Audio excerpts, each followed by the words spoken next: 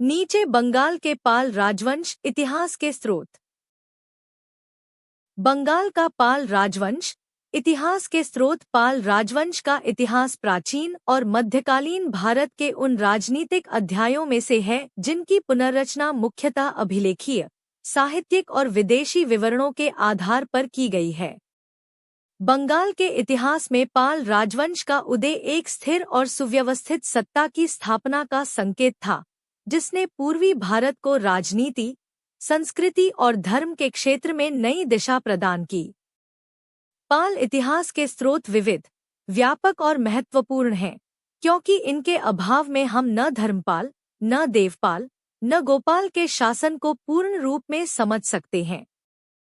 पाल इतिहास का स्रोत सामग्री हमें न केवल उनके राजनीतिक उत्थान पतन का ज्ञान देती है, बल्कि उस समय के समाज, अर्थव्यवस्था, धर्म और शिक्षा, विशेष रूप से बौद्ध धर्म, का भी विस्तृत चित्र प्रस्तुत करती है।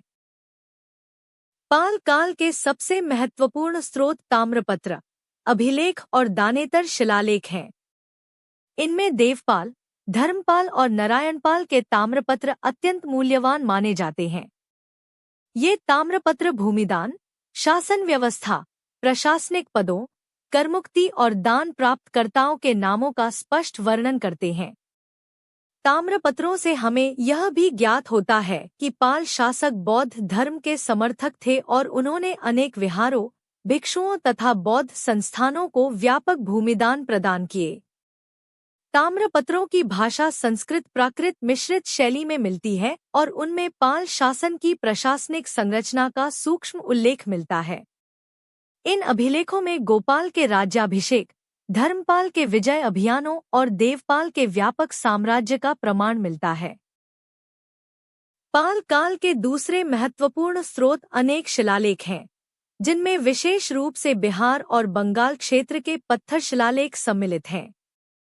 ये शिलालेख पालों की अधीनता स्वीकार करने वाले सामंतों, राजनैतिक संबंधों, वंशावली और धार्मिक संरक्षण का वर्णन करते हैं। इनके माध्यम से यह ज्ञात होता है कि पालों का साम्राज्य बंगाल से लेकर मगध, मिथिला, नेपाल तराई और कभी-कभी कन्नौज क्षेत्र तक विस्तृत था। शिलालेख हमें यह भी बताते हैं कि पालों ने प्रशासनिक विभागों को अत्यंत संगठित रखा, जिसमें विषय, मंडल और ग्राम स्तर पर अधिकारी नियुक्त किए जाते थे। इन शिलालेखों में देवपाल के बौद्ध विहारों को दिए गए दानों और सीमा विस्तार का उल्लेख अत्यंत स्पष्ट रूप से मिलता है। पाल इतिहास का तीसरा महत्वपूर्ण स्रोत नालंदा, विक्रमशिला और अन्य बौद्ध महाविहारों में प्राप्त अभिलेख, मुहरें, मृन्मुद्राएं और वास्तु अवशेष हैं। पाल शासकों ने नालंदा और विक्रमशिला को अंतर्राष्ट्रीय बौद्ध शिक्षा केंद्र के रूप में स्थापित किया। नालंदा के अभिलेखों में धर्मपाल और देवपाल द्वारा दिए गए दानों, भवन निर्माण, छात्रावास, पुस्तकालय और बौद्ध आचार्यों की नियुक्तियों का उल्लेख मिलता है। विक्रमशिला विश्वविद्यालय पाल शासक धर्मपाल की स्थापना है और इसके अवशेष पालकालीन कला, बुद्ध प्रतिमाओं, स्तूपों और विहार जीवन का उत्कृष्ट उदाहरण प्रस्तुत करते हैं। इन अवशेषों से यह प्रमाणित होता है कि पाल शासन बौद्ध धर्म, विशेष रूप से महायान वज्रयान परंपरा का प्रमुख संरक्षक था। पाल इतिहास का चौथा महत्वपूर्ण स्रोत विदेशी यात्रियों और तिब्बती ग्रंथों में मिलता है। विशेष रूप से तिब्बती लामा ग्रंथ, तारानाथ की हिस्ट्री ऑफ बौद्धिज्म तथा तिब्बती जीवनी ग्रंथ पाल शासकों के बौद्ध संरक्षण का विस्तृत वर्णन करते हैं। ये ग्रंथ नालंदा, विक्रमशिला और ओदंतपुरी जैसे विश्वविद्यालयों के संगठन, आचार्यों के नाम, भिक्षुओं के नियम और बौद्ध विचारधारा के विकास पर मूल्यवान प्रकाश डालते हैं। तिब्बती स्रोतों में धर्मपाल और देवपाल को महान बौद्ध सम्राट बताया गया है, जिन्होंने एशिया में बौद्ध धर्म के पुनरुद्धार में निर्णायक भूमिका निभाई। पाल इतिहास का पांचवा महत्वपूर्ण स्रोत अरबी फारसी यात्रियों, विशेषकर अल्बेरूनी और अरब व्यापारियों के विवरणों में मिलता है। यद्यपि वे पालों का प्रत्यक्ष वर्णन कम करते हैं, परंतु उनके विवरणों से हमें पाल कालीन बंगाल की आर्थिक स्थिति, व्यापार, बंदरगाहों और सांस्कृतिक समृद्धि का अप्रत्यक्ष ज्ञान प्राप्त होता है। अरब यात्रियों ने बंगाल के समुद्री व्यापार, कुटीर उद्योग और वस्त्र उत्पादन की प्रशंसा की है, जो पाल अर्थव्यवस्था की उन्नति का संकेत है। पाल काल के स्रोतों का अंतिम महत्वपूर्ण वर्ग राजतरंगिणी, वंशावलियां, स्थानीय साहित्य तथा बाद के कवियों द्वारा रचित ग्रंथ हैं। यद्यपि इनमें कुछ साहित्यिक अतिशयोक्ति मिलती है, परंतु ये वंशीय पहचान, प्रशासनिक परंपरा और राजनीतिक संबंधों को समझने में सहायक हैं।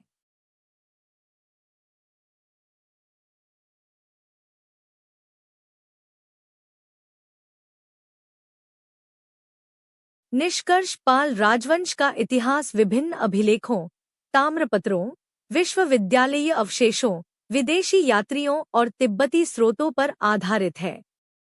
इन सभी स्रोतों से यह स्पष्ट होता है कि पाल युग पूर्वी भारत का स्वर्ण काल था, जहां राजनीति, धर्म, शिक्षा और कला समान रूप से विकसित हुए।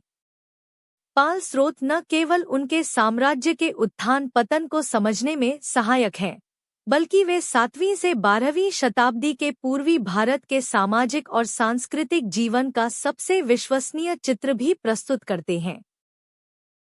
नीचे पाल राजवंश की उत्पत्ति विस्तृत विश्लेषण।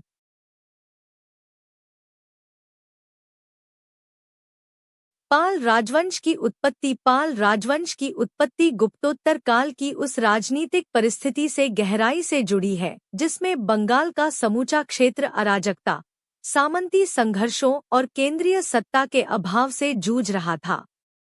6वीं और 7वीं शताब्दी के अंत में बंगाल अनेक छोटे छोटे जनपदों और स्वयंभू प्रमुखों में विभाजित था। इस काल को ऐतिहासिक साहित्य में अक्सर मत्स्य न्याय का काल कहा गया है, जिसका अर्थ है कि शक्तिशाली कमजोर को निगल जाता है। प्रशासनिक संरचना ढह चुकी थी और जनता निरंतर युद्ध, कर वसूली और सत्ता संघर्षों से त्रस्त थी। ऐसी परिस्थिति में बंगाल को एक ऐसे नेतृत्व की आवश्यकता थी जो राजनीतिक स्थिरता प्रदान कर सके और जनजीवन में व्यवस्था स्थापित कर सके। इसी विक्षुब्ध अवस्था में पाल राजवंश का उदय हुआ।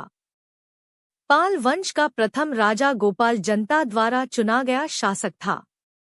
यह तथ्य भारतीय राजनीति में अत्यंत दुर्लभ है कि एक जनसभा ने स्वयं किसी व्यक्ति को राज सिंहासन पर बैठाया।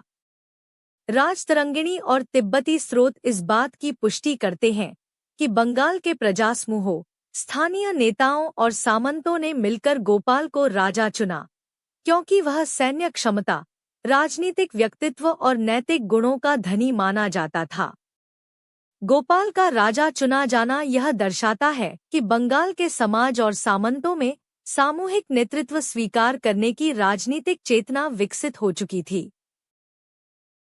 पालों की उत्पत्ति के संदर्भ में इतिहासकारों के बीच कुछ मतभेद हैं।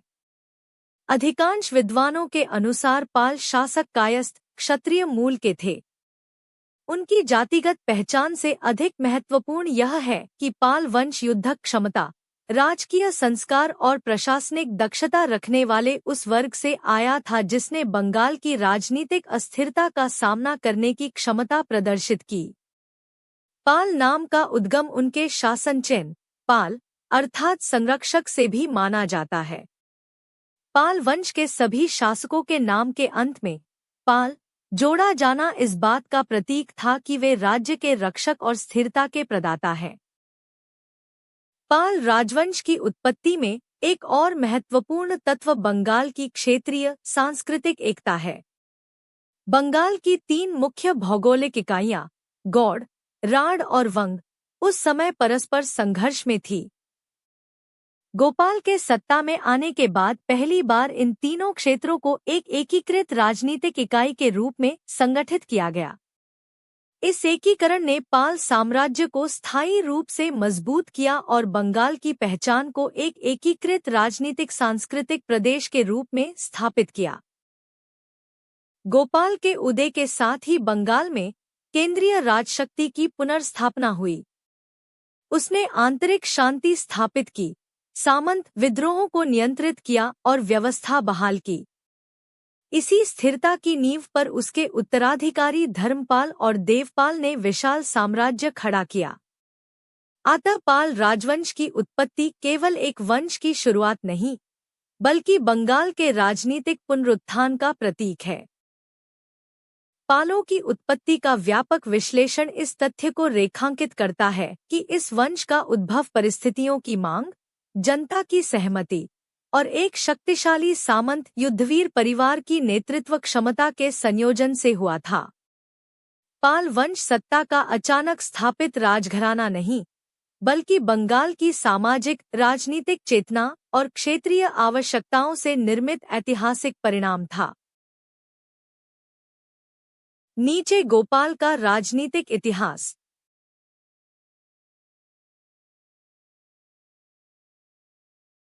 गोपाल का राजनीतिक इतिहास। बंगाल के पाल राजवंश का राजनीतिक इतिहास वास्तव में गोपाल के उदय से प्रारंभ होता है। गोपाल का शासन उस समय आरंभ हुआ जब बंगाल गुप्तोत्तर विघटन, क्षेत्रीय संघर्षों और सामंती उथल-पुथल के कारण पूर्ण अराजकता में फंसा हुआ था। 6वीं-7वीं शताब्दी के उत्तरार्ध में बंगाल अनेक छोटे-छोटे राज्यों, जनराज्यों और क्षेत्रीय प्रमुखों में विभाजित था। इस स्थिति को समकालीन साहित्य में मत्स्यन्याय की उपमा दी गई है, जिसका अर्थ है कि शक्तिशाली दुर्बल को नष्ट कर देता है। इस राजनीतिक विसंगति ने न केवल जनता को अत्यधिक कष्ट दिया, बल्कि बंगाल की प्रशासनिक और आर्थिक संरचना भी लगभग ध्वस्त हो चुकी थी। ऐसी परिस्थिति में बंगाल के विभिन्न गणों, प्रमुखों और स्थानीय नेताओं ने एक ऐसे नेतृत्व की आवश्यकता महसूस की जो राज्य को एक स्थिर शासन दे सके। इसी संकटपूर्ण समय में गोपाल का राजनीतिक उदय एक अद्वितीय ऐतिहासिक घटना के रूप में सामने आया। गोपाल पहले से ही एक शक्तिशाली सैन्य सामंती नेता था, जिसकी प्रतिष्ठा, व्यक्तित्व, नैतिकता और युद्ध क्षमता ने उसे जनता और गण समूहों के बीच लोकप्रिय बनाया। बंगाल के प्रमुखों ने एक सभा के माध्यम से गोपाल को राजा चुना। यह घटना भारतीय इतिहास में अत्यंत दुर्लभ है, क्योंकि यहाँ राजशक्ति सामान्यतः वंशानुगत होती थी। गोपाल का चयन जनता की स्वीकृति और सामूहिक इच्छा का परिणाम था, जो यह दर्शाता है कि बंगाल ने अराजकता के मध्य स्वयं व्यवस्था स्थापित करने की क्षमता विकसित कर ली थी। गोपाल के शासन की सबसे पहली विशेषता राजनीतिक एकीकरण थी। उसने बंगाल के 3 प्रमुख सांस्कृतिक भौगोलिक क्षेत्रों, गौड़, राढ़ और वंग, को एक मजबूत केंद्रीकृत सत्ता के अंतर्गत एकीकृत किया। यह कार्य आसान नहीं था, क्योंकि इन क्षेत्रों में सामंती प्रतिद्वंद्विताएं और स्वतंत्रता की प्रवृत्तियां अत्यधिक प्रबल थीं। गोपाल ने अपनी सैन्य शक्ति, कूटनीति और व्यक्तिगत नेतृत्व के बल पर इन सभी को नियंत्रित किया और बंगाल में स्थिर शासन की नींव रखी। गोपाल का शासन मुख्यतः आंतरिक शांति स्थापना पर केंद्रित था। उसने सीमावर्ती विद्रोहों को दबाया, स्थानीय प्रभुओं को अपने अधीन किया और प्रजा के दैनिक जीवन में सुरक्षा तथा व्यवस्था स्थापित की। उसकी नीतियों ने बंगाल की टूटी हुई प्रशासनिक संरचना को पुनः संगठित किया। गोपाल ने राजस्व व्यवस्था को व्यवस्थित किया, कृषकों को संरक्षण दिया और व्यापारिक मार्गों को सुरक्षित किया। यह सब उसकी राजनीतिक सूझबूझ का परिणाम था कि बंगाल कुछ ही वर्षों में स्थिरता की ओर बढ़ने लगा। गोपाल का दूसरा महत्वपूर्ण योगदान बौद्ध धर्म का संरक्षण था। यद्यपि उसका शासन धार्मिक दृष्टि से उदार था, परंतु उसने बौद्ध धर्म, विशेषकर महायान परंपरा के समर्थन में भूमिदान किए और धार्मिक विहारों को आर्थिक सहायता प्रदान किया। गोपाल के शासन का यह पहलू नालंदा, विक्रमशिला और अन्य शैक्षिक धार्मिक केंद्रों के विकास में योगदान देने वाला था। उसके द्वारा स्थापित धार्मिक शैक्षिक परंपरा बाद में धर्मपाल और देवपाल के समय चरम पर पहुंची। गोपाल की शासन नीति में केंद्रीय सत्ता और सामंती नियंत्रण का संतुलन विशेष रूप से उल्लेखनीय था। उसने सामंतों को नियंत्रित करते हुए एक ऐसी राज्य व्यवस्था बनाई जिसमें वे राजा की सत्ता को मानते हुए स्थानीय प्रशासन संचालित करते थे। यह व्यवस्था बंगाल के राजनीतिक स्थायित्व के लिए अत्यंत आवश्यक थी और इसी व्यवस्था ने पाल साम्राज्य को एक विशाल राजनीतिक स्वरूप प्रदान करने की नींव रखी। गोपाल के राजनीतिक महत्व का वास्तविक मूल्यांकन इस बात से होता है कि उसने बंगाल को अराजकता से निकालकर एक सशक्त और संगठित राज्य में रूपांतरित किया। गोपाल के शासन के बिना धर्मपाल और देवपाल जैसे महान शासकों का उदय संभव नहीं होता। उसका शासन एक पुनरुत्थान काल, स्थिरता, संकल्प और राजनीतिक पुनर्गठन का प्रारंभिक चरण था। यह कहा जा सकता है कि गोपाल ने बंगाल को वह आधार प्रदान किया जिस पर पाल साम्राज्य ने भारत के पूर्वी तथा उत्तरी भूभाग में अपने प्रभाव का विस्तार किया। निष्कर्षतः गोपाल का राजनीतिक इतिहास केवल एक वंश की शुरुआत नहीं था, बल्कि वह बंगाल की सामाजिक राजनीतिक चेतना का पुनर्जागरण था। उसने सामंतों और जनता द्वारा चुने गए पहला शासक बनकर बंगाल की राजनीतिक दिशा बदल दी और एक ऐसे साम्राज्य की नींव रखी जिसने आने वाली सदियों में पूर्वी भारत की राजनीति, संस्कृति और धर्म को नई ऊंचाइयां प्रदान की। नीचे धर्मपाल का राजनीतिक इतिहास।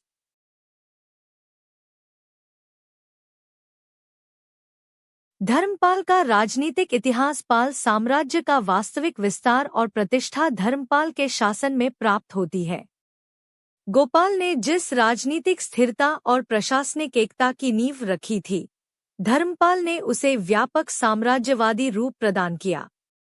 उसके शासनकाल में बंगाल न केवल पूर्वी भारत की सबसे शक्तिशाली राजनीतिक शक्ति बनकर उभरा, बल्कि उसने उत्तर भारत की सत्ता राजनीति में भी निर्णायक हस्तक्षेप किया। धर्मपाल का उदय उस समय हुआ जब कन्नौज को लेकर प्रतिहारों, राष्ट्रकूटों और स्थानीय शक्तियों के बीच संघर्ष चल रहा था। इस संघर्ष ने उत्तर भारत को अस्थिर बनाया और यही वह परिस्थिति थी जिसने धर्मपाल को अपनी शक्ति विस्तार का अवसर दिया। धर्मपाल की सबसे बड़ी उपलब्धि उसका कन्नौज की राजनीति में हस्तक्षेप है।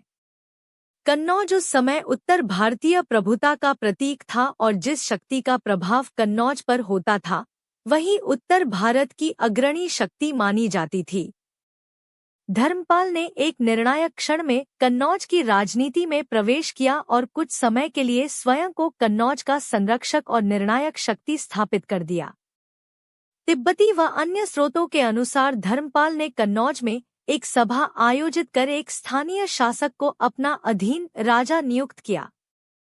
इसका प्रभाव इतना बड़ा था कि अनेक उत्तर भारतीय शासकों, कुरु, पंचाल, मिथिला और कश्मीर के कुछ सामंतों ने धर्मपाल की अधीनता स्वीकार की। यह घटना धर्मपाल को उत्तर भारत का सर्वाधिक प्रभावशाली सम्राट सिद्ध करती है।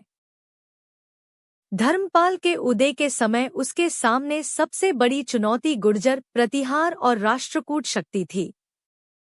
प्रतिहार शासक नागभट्ट द्वितीय कन्नौज पर अपना अधिकार स्थापित करना चाहता था और राष्ट्रकूट सम्राट ध्रुव और गोविंद तृतीय उत्तर भारत में अभियान चला रहे थे।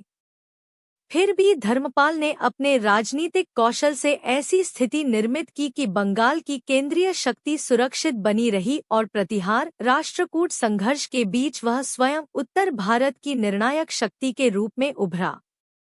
कुछ समय के लिए प्रतिहारों ने उसकी सत्ता को चुनौती दी, किंतु धर्मपाल अपनी संगठनात्मक शक्ति और पूर्वी भारत की स्थिरता के कारण नियंत्रण बनाए रखने में सफल रहा। धर्मपाल का शासन केवल साम्राज्य विस्तार तक सीमित नहीं था। उसका दूसरा महत्वपूर्ण योगदान बौद्ध धर्म और शिक्षा संस्कृति का संरक्षण है। धर्मपाल ने नालंदा विश्वविद्यालय को पुनर्जीवित किया और उसे नए विहार, पुस्तकालयों और छात्रावासों से समृद्ध बनाया। उससे भी बड़ी उपलब्धि उसका विक्रमशिला महाविहार स्थापित करना है, जो उस समय एशिया का दूसरा महान बौद्ध शिक्षा केंद्र बन गया। विक्रमशिला वह स्थान था जहां से वज्रयान परंपरा, तिब्बती बौद्ध धर्म और कई एशियाई शाखाएं विकसित हुईं। धर्मपाल के काल में बंगाल बौद्ध संस्कृति का वैश्विक केंद्र बन गया, जिसने पूर्वी भारत को अंतर्राष्ट्रीय धार्मिक सांस्कृतिक प्रतिष्ठा प्रदान की।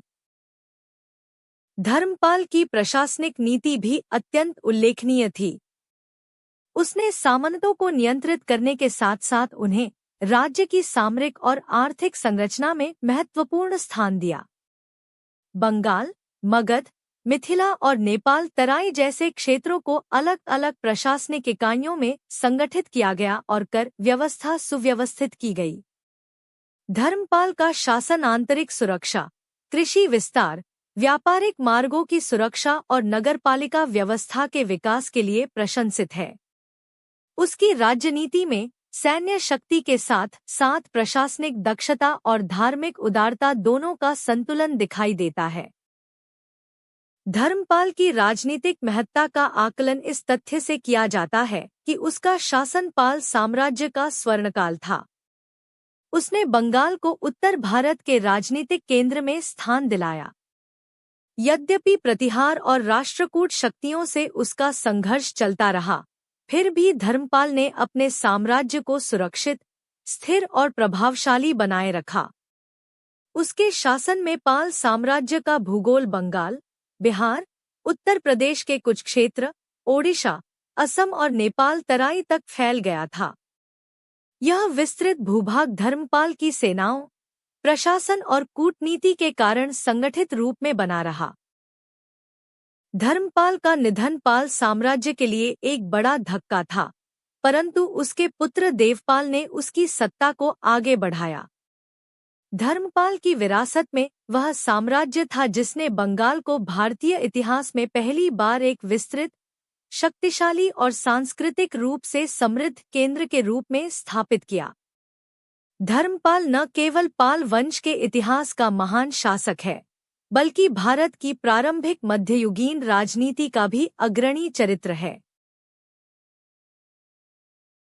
नीचे देवपाल का राजनीतिक इतिहास किताब जैसी निरंतर शैली में प्रस्तुत है। महत्वपूर्ण शब्दों को हाइलाइट, कोई बिंदु, चिन्ह, क्रमांकन नहीं, सिर्फ सधी हुई ऐतिहासिक भाषा। देवपाल का राजनीतिक इतिहास पाल साम्राज्य की शक्ति, प्रतिष्ठा और भूसीमा का सर्वोच्च विस्तार देवपाल के शासनकाल में दिखाई देता है। धर्मपाल ने जिस व्यापक साम्राज्य की नींव रखी थी, देवपाल ने उसे अभूतपूर्व ऊंचाइयों तक पहुंचाया। देवपाल का शासन पाल इतिहास का वह चरण है जब बंगाल की राजनीति क्षेत्रीय दायरे से बाहर निकलकर उत्तर, पूर्व और दक्षिण पूर्व भारत तक प्रभाव डालने लगी। ताम्रपत्रों, अभिलेखों और तिब्बती स्रोतों में उसका शासन अत्यंत महान और दूरगामी परिणामों वाला माना गया है। देवपाल के समय बंगाल केवल एक क्षेत्रीय राज्य नहीं था, बल्कि भारत के प्रारंभिक मध्यकाल का एक सुप्रतिष्ठित साम्राज्य बन चुका था। देवपाल का सबसे महत्वपूर्ण राजनीतिक योगदान उसका साम्राज्य विस्तार है।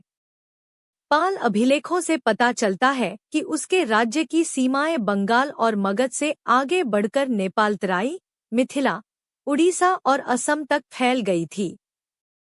ताम्रपत्र यह भी संकेत देते हैं कि दक्षिण पूर्वी राजस्थान, बुंदेलखंड और काशी क्षेत्र तक पाल प्रभाव पहुंचा था। देवपाल की विजय यात्राएं इतनी व्यापक थी कि अभिलेखों में कहा गया है कि उसने उत्तरी, दक्षिणी और पश्चिमी दिशाओं में कई राजाओं को परास्त किया। यद्यपि इन विवरणों में प्रशस्ति का अंश हो सकता है, परंतु यह निर्विवाद है कि देवपाल का साम्राज्य धर्मपाल से भी अधिक बड़ा और प्रभावशाली था। देवपाल की भूसीमा का विस्तार केवल सैन्य बल के कारण नहीं था, उसके शासन में एक अत्यंत संगठित कूटनीतिक नीति भी विकसित हुई। पूर्वी भारत के कई राज्यों ने उसकी प्रभुता स्वीकार की। असम के प्रागज्योतिष, नेपाल तराई और उड़ीसा के कुछ भूभाग पाल प्रशासन के अधीन थे। उसने कन्नौज की राजनीति में धर्मपाल जैसी प्रत्यक्ष भागीदारी नहीं की, परंतु उसकी राजनीतिक शक्ति इतनी प्रतिष्ठित थी कि प्रतिहार और राष्ट्रकूट, दोनों उत्तर भारत की महाशक्तियां उसकी प्रभुता को चुनौती देने से पहले रणनीतिक संतुलन बनाए रखने के लिए विवश थी। देवपाल के शासन में पाल साम्राज्य ने सैन्य संगठन को भी सुदृढ़ किया। बंगाल की स्थायी सेना, मगध के सामंतों की सहायक सेना और क्षेत्रीय प्रभुओं की मिलिशिया, इन सब ने मिलकर उसके साम्राज्य को सुरक्षित और विस्तारशील बनाया। पाल सेना की विशेषता उसकी घुड़सवार टुकड़ियां, हाथी सेना और नदीय बेड़े में थी, जो पूर्वी भारत की भौगोलिक स्थितियों के अनुरूप विकसित की गई थी। देवपाल का शासन केवल सैन्य और राजनीतिक विजय तक सीमित नहीं था। उसकी पहचान का दूसरा महत्वपूर्ण आयाम उसका बौद्ध धर्म के प्रति असाधारण संरक्षण है। तिब्बती और नालंदा स्रोत बताते हैं कि देवपाल के काल में नालंदा विश्वविद्यालय ने शिक्षा, वास्तुशिल्प और अंतर्राष्ट्रीय संपर्कों में अभूतपूर्व प्रगति की। दक्षिण पूर्व एशिया, चीन, तिब्बत और मध्य एशिया से अनेक छात्र और भिक्षु अध्ययन हेतु नालंदा आए। देवपाल ने मंदिरों, विहारों और विश्वविद्यालयों को विशाल भूमिदान प्रदान किए, जो उसके ताम्रपत्रों में स्पष्ट रूप से अंकित है। उसका शासन पाल कला, विशेषकर पाला स्कूल ऑफ आर्ट, के उत्कर्ष का भी प्रमुख समय माना जाता है, जिसमें बुद्ध और बोधिसत्व की अद्वितीय मूर्तियां निर्मित हुईं। देवपाल की प्रशासनिक नीति भी अत्यंत स्थिर और प्रभावी थी। उसने धर्मपाल के द्वारा स्थापित प्रशासनिक ढांचे को और अधिक संगठित किया। विषय, मंडल, ग्राम, इन 3 स्तरों की प्रशासनिक व्यवस्था को सुदृढ़ किया गया। राजस्व संग्रह, न्याय व्यवस्था और व्यापार नियंत्रण में नई दक्षता आई।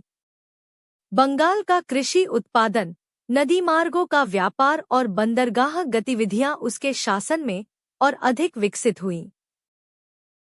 देवपाल की राजनीतिक महत्ता इस तथ्य से भी आकी जाती है कि उसका शासन पाल शक्ति का चरम था। उसके बाद पाल साम्राज्य में धीरे धीरे क्षरण प्रारंभ हुआ, परंतु उसकी इस व्यापक उपलब्धि ने पाल राजवंश को भारतीय राजनीति का केंद्र बना दिया। देवपाल का शासन एक ऐसी सत्ता का प्रतीक है जिसने बंगाल को भारत के प्रारंभिक मध्ययुगीन इतिहास में एक निर्णायक, प्रभावशाली और गौरवपूर्ण स्थान प्रदान किया। निष्कर्षतः देवपाल का राजनीतिक इतिहास इस बात का प्रमाण है कि वह केवल पाल साम्राज्य का महान शासक नहीं था, बल्कि भारत के मध्यकालीन इतिहास के प्रमुख साम्राज्यवादी व्यक्तित्वों में से एक था। उसका शासन बंगाल की सांस्कृतिक समृद्धि, राजनीतिक विस्तार और धार्मिक संरक्षण का स्वर्ण युग था। उसके द्वारा निर्मित राजनीतिक और सांस्कृतिक आधार पर पाल साम्राज्य कई दशकों तक टिके रहने में सफल रहा।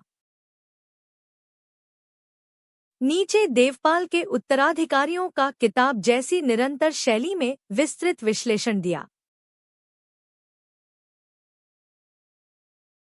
देवपाल के उत्तराधिकारियों के शासनकाल में पाल साम्राज्य धीरे धीरे उस शक्ति और स्थिरता को खोने लगा जिसे धर्मपाल और देवपाल ने अत्यंत परिश्रम से स्थापित किया था।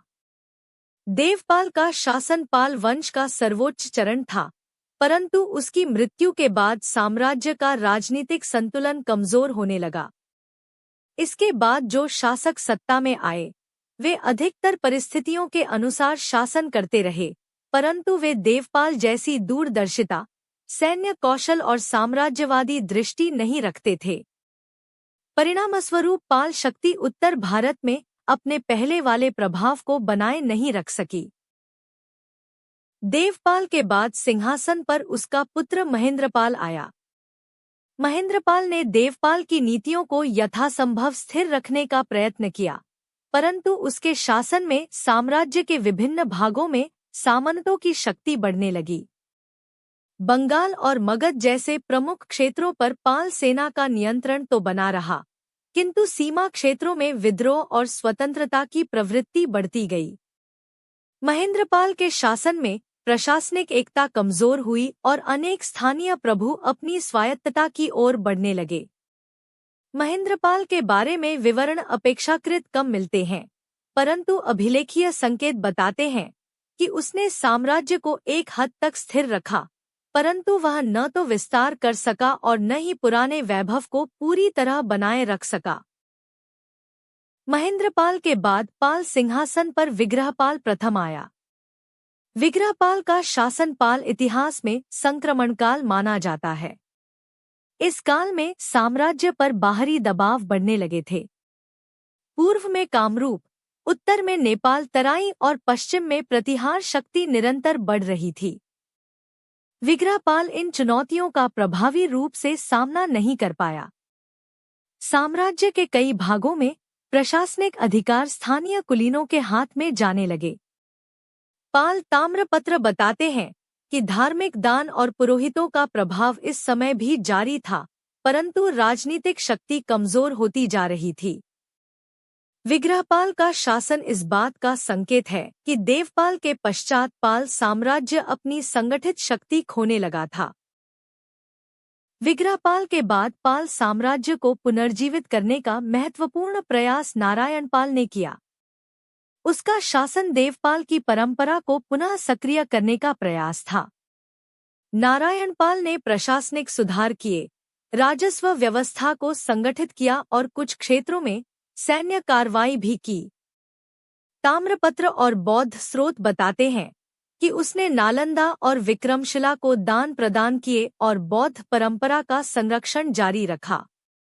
किंतु उसकी सबसे बड़ी समस्या यह थी कि प्रतिहार और राष्ट्रकूट दोनों शक्तियां इस समय अपने चरम पर थीं, जिसके कारण पाल शक्ति क्षेत्रीय संघर्षों में उलझकर अपना पुराना प्रभुत्व पुनः प्राप्त न कर सकी।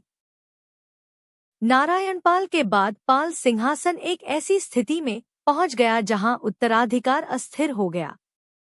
इसके बाद रुद्रपाल, गोपाल द्वितीय, विग्रहपाल द्वितीय और कई अन्य शासक आए, परंतु उनके शासनकाल में साम्राज्य क्रमशः और कमजोर होता गया। सामंतों की शक्ति इतनी बढ़ गई कि वे अपने अपने क्षेत्रों में स्वतंत्र रूप से शासन करने लगे। मगध और बंगाल के भीतर भी राजनीतिक विभाजन उत्पन्न हुए। इस समय पाल शासन नाममात्र की शक्ति बन गया था।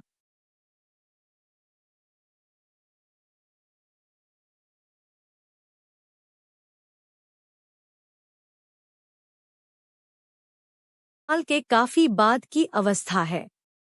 हालांकि पूर्ण पतन से पहले पाल साम्राज्य को पुनः एक अंतिम चमक महिपाल प्रथम के समय में मिली, जो देवपाल के उत्तराधिकारियों में सबसे उल्लेखनीय शासक था। किंतु वह देवपाल के काफी बाद की अवस्था है। देवपाल के प्रत्यक्ष उत्तराधिकारियों में महिपाल शामिल नहीं होता, परंतु वह यह दर्शाता है कि पाल साम्राज्य में कहीं न कहीं पुनरुत्थान की क्षमता विद्यमान थी। देवपाल के निकट उत्तराधिकारियों ने इस क्षमता को न पूरी तरह खोया, न संभाल पाए। देवपाल के उत्तराधिकारियों का राजनीतिक इतिहास यह दर्शाता है कि साम्राज्य का पतन अचानक नहीं हुआ, बल्कि क्रमिक रूप से बढ़ती सामंती शक्तियों, कमजोर केंद्रीय प्रशासन, बाहरी दबावों और उत्तर भारत की राजनीतिक प्रतिद्वंद्विताओं के कारण पाल सत्ता धीरे धीरे क्षीण हो गई। देवपाल की मृत्यु के साथ जिस महाशक्ति की शुरुआत हुई थी, उसके उत्तराधिकारियों के हाथों में वह धीरे धीरे बिखरती चली गई और पाल साम्राज्य एक दीर्घकालिक राजनीतिक संक्रमण में प्रवेश कर गया। नीचे महिपाल प्रथम का राजनीतिक इतिहास किताब जैसी निरंतर शैली में दिया गया है। महिपाल प्रथम का राजनीतिक इतिहास पाल साम्राज्य के इतिहास में महिपाल प्रथम का शासन एक शक्तिशाली पुनरुत्थान का चरण माना जाता है। देवपाल के बाद पाल साम्राज्य जिस प्रकार धीरे धीरे सामंती विघटन, प्रतिहार, राष्ट्रकूट दबाव और आंतरिक दुर्बलता की ओर बढ़ रहा था, महिपाल का उदय उसी क्षीण अवस्था में हुआ। वह पाल वंश का वह शासक था जिसने लगभग आधे शताब्दी से बिखरे हुए साम्राज्य को पुनः संगठित किया और बंगाल तथा मगध क्षेत्र में एक बार फिर पाल सत्ता को प्रतिष्ठा दिलाई। उसका शासन यह दर्शाता है कि पाल साम्राज्य में अभी भी राजनीतिक पुनर्निर्माण की क्षमता विद्यमान थी और उपयुक्त नेतृत्व मिलने पर राज्य को पुनः मजबूत किया जा सकता था। महिपाल का प्रारंभिक शासन अत्यंत चुनौतीपूर्ण था। बंगाल और मगध के कई भाग स्थानीय सामंतों, जनजातीय प्रमुखों और स्वतंत्र प्रभुओं के नियंत्रण में चले गए थे।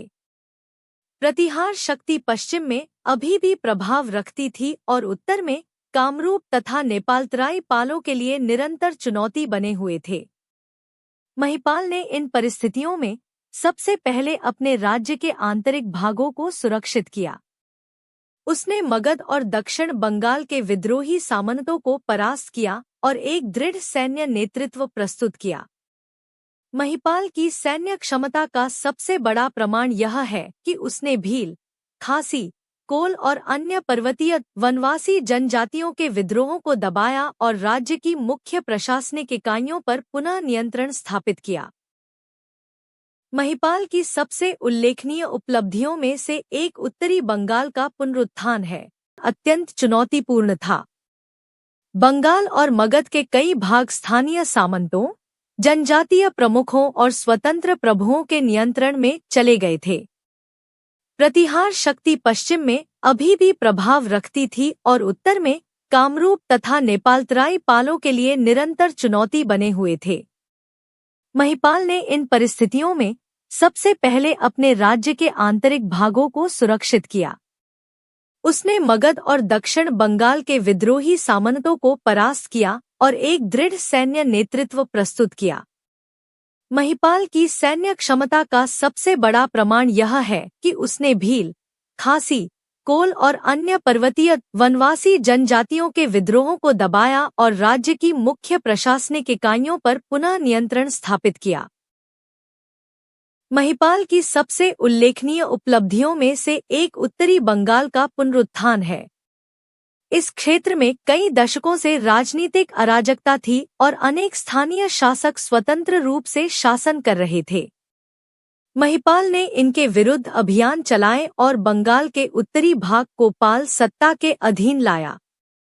यह पुनर्नियोजन पाल साम्राज्य के आर्थिक और सामरिक दोनों ही दृष्टियों से महत्वपूर्ण था, क्योंकि उत्तरी बंगाल व्यापार, कृषि और नदी मार्गों का प्रमुख केंद्र था।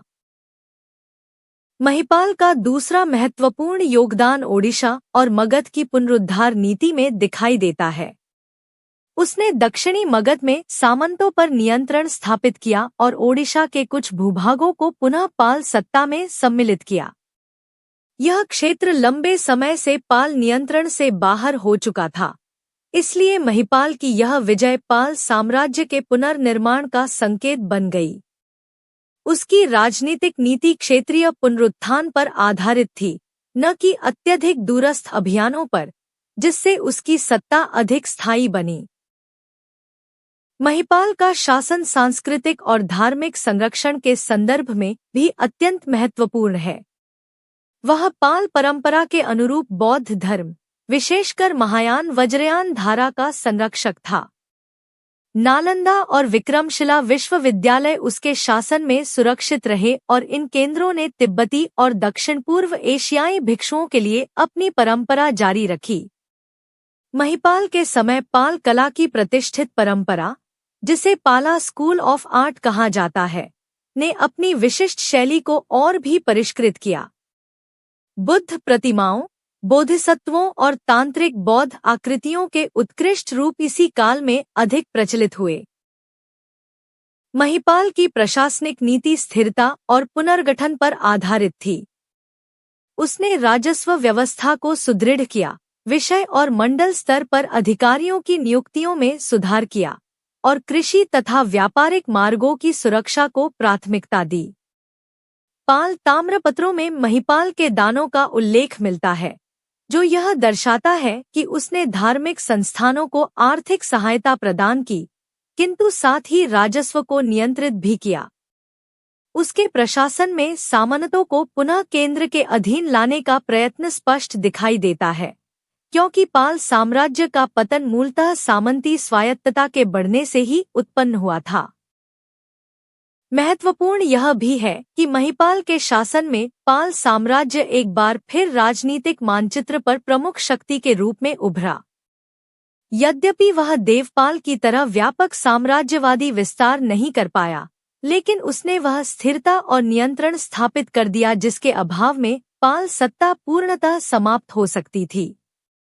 महिपाल के प्रयासों ने पाल राज्य को एक और शताब्दी तक जीवन प्रदान किया और उसके बाद के पाल शासक उसी आधार पर शासन करते रहे। महिपाल का राजनीतिक महत्व इस तथ्य में समाहित है कि वह एक पुनर्निर्माणकर्ता शासक था। उसने पाल साम्राज्य को कमजोर अवस्था से उठाकर सुरक्षित किया। उसकी सैन्य क्षमता, प्रशासनिक दक्षता, धार्मिक संरक्षण और व्यापक परिप्रेक्ष्य ने यह सिद्ध किया कि सम्राट केवल विस्तार करता ही नहीं, बल्कि संगठक भी होता है। महिपाल का शासन पाल इतिहास का अंतिम उन्नत चरण है, क्योंकि उसके बाद पाल साम्राज्य में पुनः क्षीणता प्रारंभ हो जाती है और अंततः 12वीं शताब्दी में पाल सत्ता पूरी तरह समाप्त हो जाती है। नीचे पाल साम्राज्य का विनाश। पाल साम्राज्य का विनाश। पाल साम्राज्य का विनाश एक आकस्मिक घटना नहीं था, बल्कि यह एक दीर्घकालिक प्रक्रिया का परिणाम था जिसमें आंतरिक दुर्बलता, सामंती विघटन, बाहरी दबाव और राजनीतिक नेतृत्व की कमी, सभी ने मिलकर इस विशाल पूर्वी साम्राज्य को धीरे धीरे कमजोर कर दिया। धर्मपाल और देवपाल के बाद पाल सत्ता जिस व्यापक भूभाग पर स्थापित थी, वह कुछ दशकों में सिकुड़ने लगी और अंततः 12वीं शताब्दी के पूर्वार्ध में बंगाल में पाल शासन समाप्त हो गया। पाल साम्राज्य का पतन भारतीय मध्यकालीन इतिहास के उस परिवर्तनकाल का हिस्सा है जिसने पूर्वी भारत में नई शक्तियों के उदय का मार्ग प्रशस्त किया। पाल साम्राज्य के विनाश का सबसे प्रमुख कारण सामंती तत्वों की बढ़ती शक्ति थी। पाल शासन मूलतः विषय, मंडल और ग्राम आधारित प्रशासनिक संरचना पर निर्भर था, जिसमें स्थानीय और क्षेत्रीय प्रभुओं को व्यापक अधिकार प्राप्त थे। धर्मपाल और देवपाल जैसी शक्तिशाली केंद्रीय सत्ता होने पर यह व्यवस्था साम्राज्य को स्थिरता देती थी, परंतु कमजोर शासकों के काल में यही सामंती तत्व स्वतंत्रता की ओर बढ़ने लगे। महेंद्रपाल, विग्रहपाल और नारायणपाल के समय में सामंतों ने कर वसूली, न्याय व्यवस्था और सैन्य निर्णय अपने हाथ में लेने शुरू कर दिए। इन सामंतों ने केंद्र की अधीनता को केवल नाममात्र स्वीकार किया। परिणामस्वरूप पाल साम्राज्य का वास्तविक नियंत्रण लगातार सिमटता गया। दूसरा बड़ा कारण प्रतिहार, राष्ट्रकूट और बाद में कामरूप तथा कर्नाट शक्तियों का दबाव था। पश्चिम में प्रतिहार, दक्षिण में राष्ट्रकूट और उत्तर पूर्व में कामरूप राज्य लगातार पाल सत्ता को चुनौती दे रहे थे। धर्मपाल और देवपाल के समय पाल शक्ति इतनी प्रबल थी कि वह इस दबाव का सामना कर सकती थी, परंतु बाद के शासक इस संघर्ष में टिक नहीं सके। प्रतिहारों के विस्तार ने मगध और कन्नौज क्षेत्र में पाल नियंत्रण को कमजोर कर दिया, जबकि राष्ट्रकूटों के उत्तरी अभियानों ने पालों को राजनीतिक रूप से रक्षात्मक बना दिया। इन संघर्षों ने पाल साम्राज्य के सैन्य संसाधनों को क्षीण कर दिया और उनके राजनीतिक प्रभाव को लगातार कम किया। पाल साम्राज्य के पतन का तीसरा महत्वपूर्ण कारण राजनीतिक नेतृत्व की कमजोरी थी। देवपाल के बाद जो शासक सत्ता में आए, वे न तो उतने बलशाली थे और न ही उतने दूरदर्शी। महेंद्रपाल, विग्रहपाल प्रथम, नारायणपाल, रुद्रपाल, गोपाल द्वितीय, इन सबके शासनकाल में साम्राज्य में निरंतर अस्थिरता बनी रही। केवल महिपाल प्रथम एक ऐसा शासक था जिसने पाल सत्ता को पुनर्जीवित किया, परंतु उसकी मृत्यु के बाद फिर से गिरावट आरंभ हो गई। सतत दुर्बल नेतृत्व ने पाल साम्राज्य को आंतरिक रूप से खोखला कर दिया। पाल साम्राज्य के विनाश में चौथा कारण पूर्वी भारत के जनजातीय विद्रोहों और स्थानीय शक्तियों का उभार था। बंगाल, बिहार और झारखंड क्षेत्र में कोल, भील, संताल, खासी और अनेक वनवासी समुदायों ने पाल सत्ता से स्वतंत्रता की ओर कदम बढ़ाए। महिपाल ने कुछ विद्रोहों को दबाया, परंतु बाद के शासक इन्हें नियंत्रित नहीं कर पाए। इन जनजातीय विद्रोहों ने पाल सत्ता की प्रशासनिक पकड़ को कमजोर किया और साम्राज्य के भीतरी हिस्से में अस्थिरता उत्पन्न की। पाल साम्राज्य के विनाश का पांचवा और निर्णायक कारक सेन वंश का उदय था। 12वीं शताब्दी में विजय सिंह और उसके उत्तराधिकारी बल्लाल सिंह तथा लक्ष्मण सिंह ने बंगाल में अपनी शक्ति का तीव्र विस्तार किया। सेन शासक सैन्य रूप से प्रबल, प्रशासन में संगठित और धर्म संस्कृति के क्षेत्र में सक्रिय थे। उन्होंने बंगाल के अनेक भागों पर कब्जा कर लिया और पाल सत्ता को लगातार पीछे धकेला। सेन शक्ति के आगे पाल साम्राज्य के अंतिम शासक पूरी तरह टिक नहीं सके। अंततः गोपाल तृतीय के समय में बंगाल पर सेन साम्राज्य का अधिकार स्थापित हो गया और पाल शासन का समापन हो गया। पाल शक्ति के अंत का अंतिम कारण बौद्ध धर्म का ह्रास भी माना जाता है। पाल शासक बौद्ध धर्म के महान संरक्षक थे, परंतु जब भारत में बौद्ध धर्म का प्रभाव कम होने लगा और हिंदू स्मार्त परंपरा अधिक प्रबल हुई, तो पाल शासकों की धार्मिक राजनीतिक वैधता भी कम होती गई। नालंदा और विक्रमशिला की गिरावट ने पाल सत्ता की सांस्कृतिक नींव को कमजोर कर दिया, जबकि सेन वंश ने ब्राह्मणिक पुनरुत्थान को अपना वैचारिक आधार बनाया। इस सांस्कृतिक परिवर्तन ने भी पाल स्थिरता को हानि पहुंचाई। इस प्रकार पाल साम्राज्य का विनाश अनेक कारकों का संयुक्त परिणाम था। सामंती विघटन, कमजोर नेतृत्व, बाहरी दबाव, जनजातीय विद्रोह, धार्मिक परिवर्तन और सेन वंश का व्यापक उदय, इन सभी ने मिलकर उस विस्तृत राजनीतिक संरचना को धीरे धीरे समाप्त कर दिया जिसे गोपाल, धर्मपाल और देवपाल ने अपने वैभव और शक्ति से निर्मित किया था। पाल साम्राज्य का विनाश पूर्वी भारत के राजनीतिक इतिहास में एक बड़े परिवर्तन का संकेत है, जिसने आने वाले युग में बंगाल को नई सांस्कृतिक और राजनीतिक दिशा प्रदान की। नीचे पाल शासन का महत्व किताब जैसी निरंतर शैली में महत्वपूर्ण शब्दों को हाइलाइट करते हुए।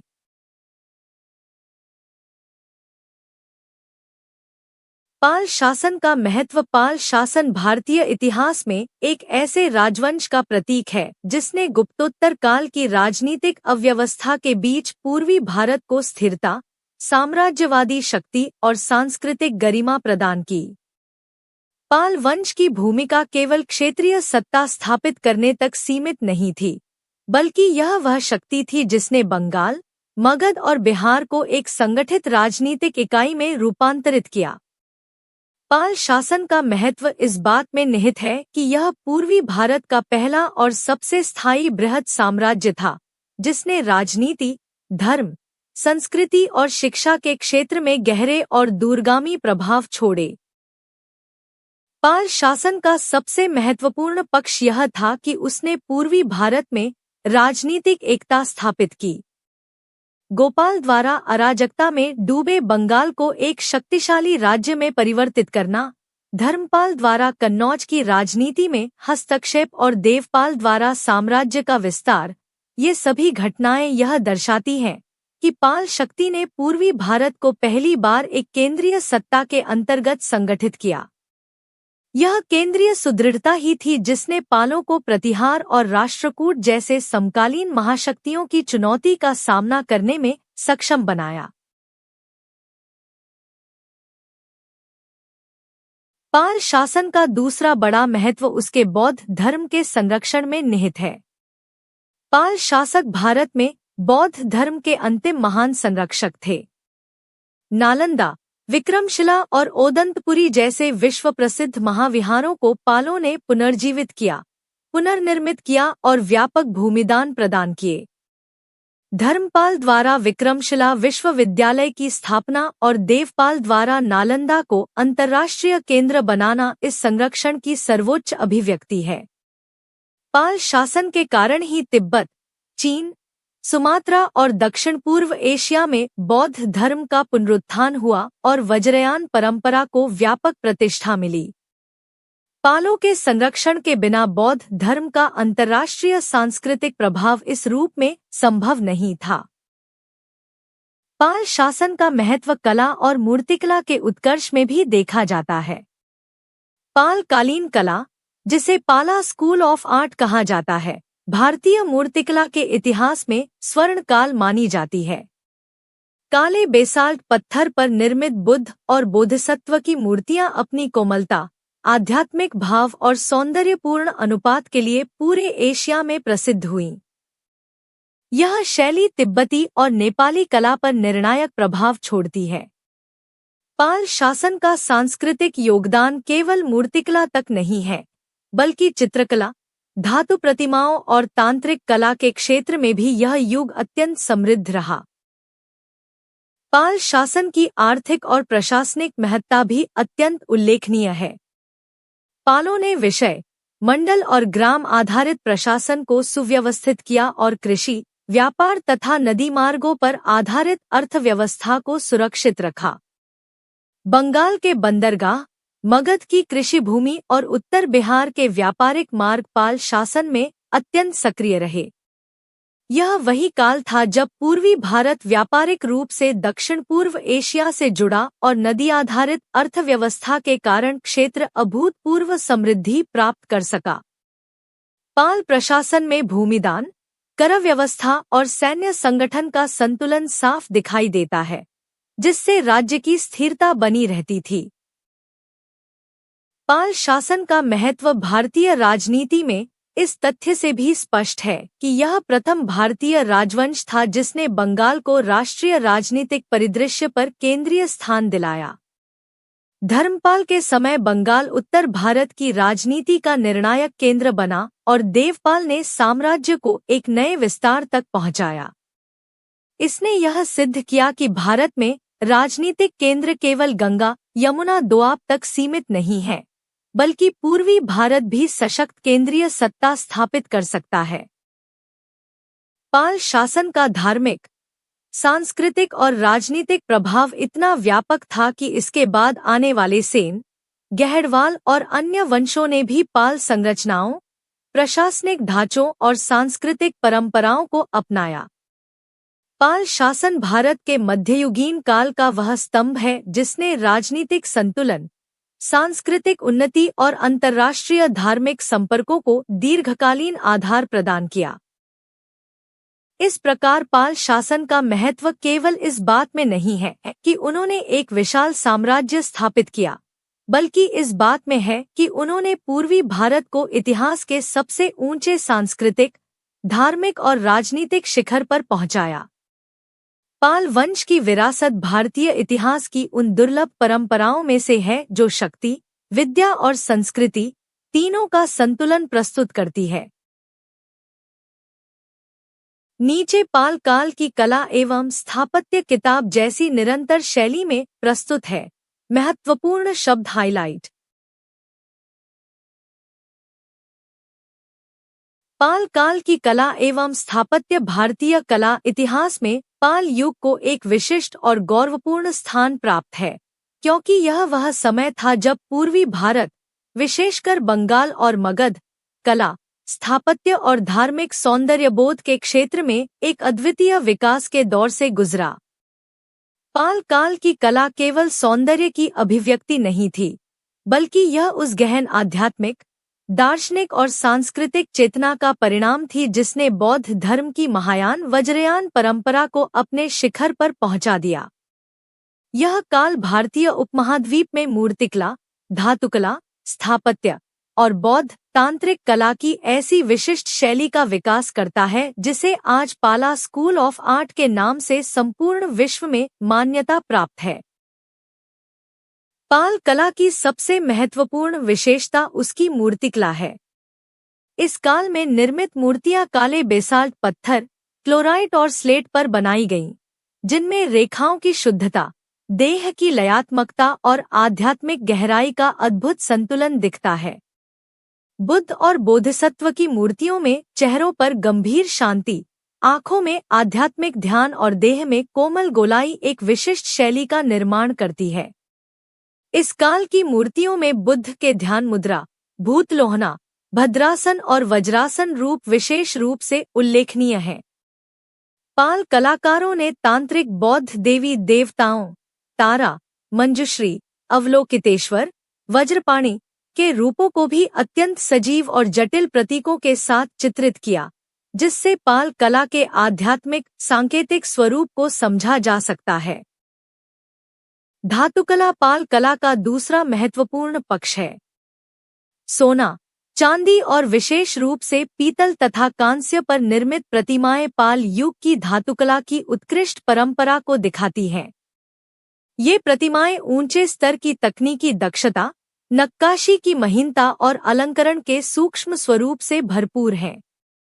नेपाल, तिब्बत में पाई जाने वाली अनेक प्रतिमाएं पाल स्वर्णकार धातुकर्मियों की प्रतिष्ठित शैली का प्रत्यक्ष प्रमाण हैं, जो बाद में हिमालयी क्षेत्रों की धार्मिक कला के मूल में जाकर बस गईं।